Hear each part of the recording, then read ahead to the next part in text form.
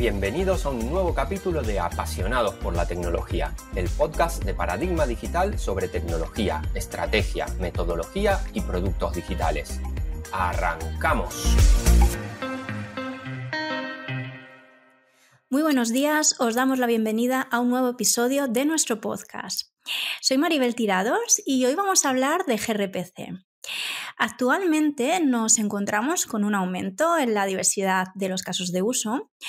Esto, entre otras cosas, se debe al aumento en la adopción de las arquitecturas orientadas a eventos y al crecimiento de la cantidad de productos dentro del stack tecnológico de los clientes.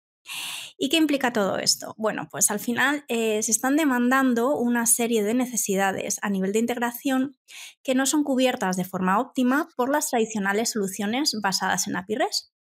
Y aquí es donde surge el uso de gRPC. Hoy me acompaña Noelia Martín, que es prácticamente una experta en el tema. Ella trabaja en Paradigma Digital en el departamento de arquitectura dentro del área de API Management y Gobierno. Hola Noelia, ¿cómo estás? Hola, ¿qué tal? ¿Qué tal, Maribel? Bueno, muchísimas gracias por haber sacado un ratito de tu ocupada agenda, que la verdad que te lo agradezco muchísimo, sé que estás muy liada. Noelia, para empezar, y por si hay algún oyente que no lo conozca, ¿qué es gRPC? Pues es una implementación actual o moderna de lo que antiguamente conocíamos como llamadas a procedimiento remoto o RPCs. Fue diseñado por Google, de ahí su nombre, o la G de su nombre, pero actualmente es un proyecto open source que lo mantiene la Cloud Native Foundation. Se emplea en comunicaciones cliente-servidor por su eficiencia y permite que esta comunicación sea muy sencilla porque las trata como si el servidor estuviese en el mismo, como si fuese un proceso dentro de la misma máquina del cliente y al revés. En los últimos años están bastante en auge como una alternativa para la implementación de servicios backend cuando se tienen requisitos muy fuertes a nivel de performance. ¿Y cómo funciona? Pues como comentaba justo antes, estábamos hablando de comunicaciones cliente y servidor, pues imagina que para cada uno de ellos tenemos tres capas. La aplicación que tiene la propia lógica del negocio, el stub que sirve para serializar y deserializar el mensaje y por último se tiene la librería runtime, que es la que se encarga de enviar y recibir los mensajes, ¿no? De toda la parte del transporte. Entonces el flujo de comunicación sería la aplicación del cliente genera la llamada con la estructura del mensaje que toque, este mensaje se pasa al stub, que se encarga de serializarlo y posteriormente esta librería es la que se encarga de mandar el mensaje al servidor. El servidor recibe el mensaje gracias a ese runtime, lo deserializa en su stub y llega a la aplicación del servidor que hace pues lo que tenga que hacer, ¿no? Lo procesa y lo que quiera hacer con él. ¿En qué se traduce todo esto? ¿Cómo implementamos nosotros el servicio, ¿no? Vale, el funcionamiento es esto y ahora nosotros queremos picar un servicio, ¿qué tendríamos que hacer? Pues lo primero es definir un fichero .proto. Se compila este fichero en el lenguaje que nosotros queramos. Hay multitud de frameworks para C, para Java, para Node, para lo que queramos prácticamente. Y esta compilación genera automáticamente los stub y el runtime. Y por último, lo que haríamos sería implementar la lógica de negocio de esas aplicaciones de cliente y servidor. Noelia, nos has comentado que gRPC es una implementación actual de lo que se conoce como llamadas a procedimiento remoto y que fue diseñado originalmente por Google, ¿no? De ahí la G. Cuéntanos en qué se diferencia o qué diferencia hay entre gRPC y RPC.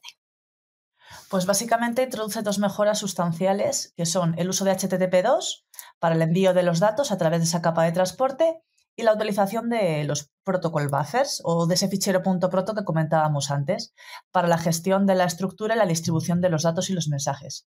Esto se traduce en una mayor eficiencia. Gracias a HTTP2 podemos hacer uso de la multiplexación y la compresión de las cabeceras y gracias a los protocols buffers los mensajes van en binario, de forma que se reduce su tamaño y también mejora la eficiencia a nivel de enviar y recibir mensajes.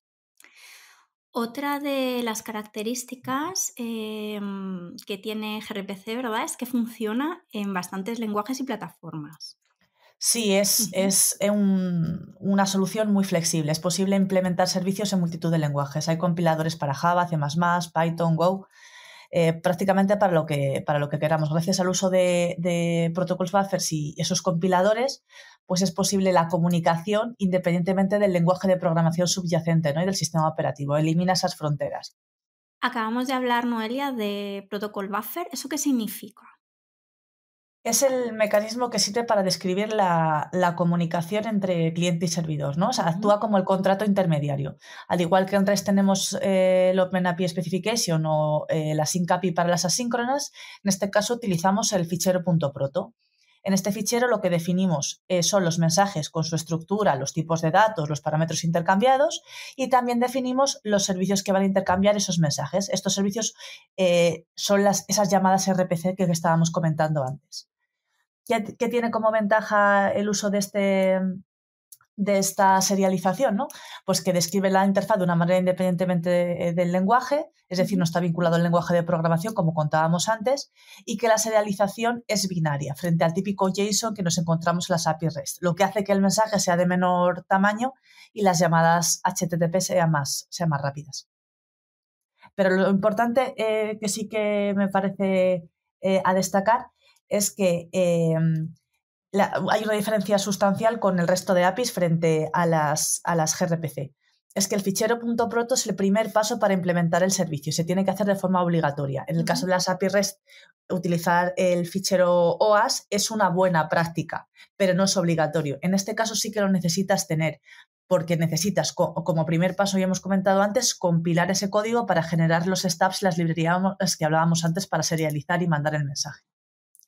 Y en términos generales, ¿qué nos aporta gRPC? Pues básicamente gracias al uso de HTTP2 podemos utilizar la multiplexación, es decir, es posible procesar la información en streaming. Tienes 4 tipos. La típica que sería la unaria, que es la que podemos ver en HTTP normal, que el cliente envía una única solicitud y el servidor devuelve una única respuesta. Pero luego tenemos los 3 tipos de streaming. Podemos tener streaming del lado del servidor, es decir, el cliente envía una única solicitud HTTP, pero el servidor puede retornar múltiples respuestas con un flujo de respuesta con una única petición. Podemos verlo como si fuese un correo electrónico al que le adjuntas un montón de ficheros, ¿no? El mensaje es único, pero le mandas un montón de información. De forma que eso a nivel de performance es mucho mejor. También podemos hacerlo al contrario, que el streaming sea del cliente, el cliente envía múltiples peticiones y el servidor devuelve una única respuesta. Y también tenemos el bidireccional, ¿no? Que tanto el cliente como el servidor envían múltiples mensajes de forma simultánea. Aparte de la multiplexación, otra de las posibles ventajas es lo que se conoce como server push, que es una capacidad que permite que el servidor envíe mensajes antes que el cliente los solicite. Por ejemplo, si tenemos una página HTML, pues puede enviar los archivos CSS o las imágenes o las fuentes antes de que el navegador las solicite, ¿no?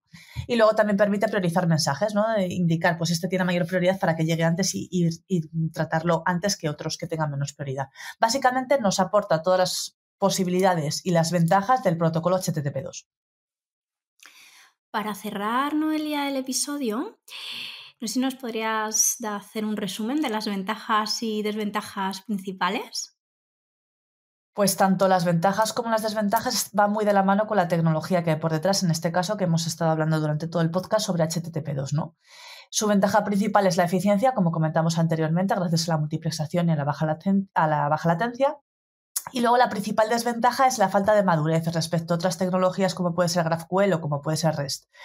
Esta falta de madurez se traduce en pocas herramientas que soportan HTTP2, la ausencia de buenas prácticas, por ejemplo, para la gestión de errores, para el testing. Digamos que hay mucho trabajo por delante, ¿no? Y luego también tiene como desventaja utilizar los protocol buffers, que antes justo hemos hablado de las ventajas, pero también tiene su parte negativa. Al utilizar el formato binario, los mensajes no son legibles y luego la definición del propio fichero no es un lenguaje natural. El diseño del contrato es mucho más complejo que en el caso de una API REST. Está mucho más pegado al código que al lenguaje natural. Noelia, muchísimas gracias. Tenemos varios posts sobre el tema en nuestro blog de Paradigma. Vamos a dejar el link por si algún oyente le quiere echar un vistazo. La verdad es que cuando yo planteé este episodio me resultaba un poco difícil hablar de este tema en audio, ¿no? Sin tener un formato físico donde puedas mostrar código, donde puedas enseñar de una forma un poquito más visual todo esto que estás contando, ¿no? Pero bueno, vamos a dejar el link, como digo, a los posts que tenemos en el blog por si alguien quiere echarle un vistazo. Y nada más, Noelia, de nuevo, muchísimas gracias por tu tiempo hoy y muchísimas gracias a nuestros oyentes por escucharnos. Nos vemos en el próximo episodio. Adiós. Muchas gracias, Maribel, a ti. Y como has dicho, tenemos algún post ya publicado sobre el tema y próximamente publicaremos otro ya con código aterrizado para que puedan ver un ejemplo real y utilizarlo y entender un poquito mejor sobre todo la parte de streaming. Cuando crees que un reto es grande, hay aún uno mayor esperándote. Gracias por escuchar el podcast Apasionados por la Tecnología. Puedes seguirnos en Twitter en @paradigmate y suscribirte a nuestra newsletter en paradigmadigital.com.